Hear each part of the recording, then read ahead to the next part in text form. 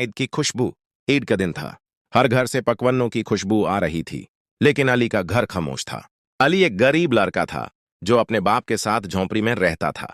उसकी एक ही ख्वाहिश थी, आबा इस बार चपली कबाब खाऊंगा ना। मजदूरी का दिन।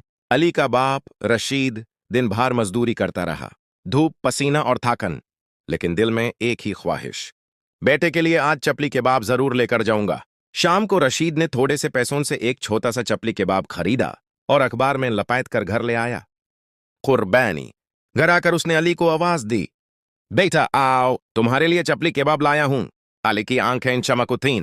उसने जल्दी से खाना शुरू किया। अब्बा आप भी खाएं ना, रशीद मुस्कुराकर बोला। नहीं बेटा, मैं तो रास्ते में एक बड़ा सा नान खा चुका हूं, तुम खाओ। लेकिन सच ये था, रशीद ने सारा दिन कुछ नहीं खाया था। सच का करवा जायका। अली ने प्लाते में आधा कबाब रखा और बाप की तरफ बढ़ाया। अब्बा, अगर आपने खा लिया होता तो आपकी आंखों में ये आंसू ना होते।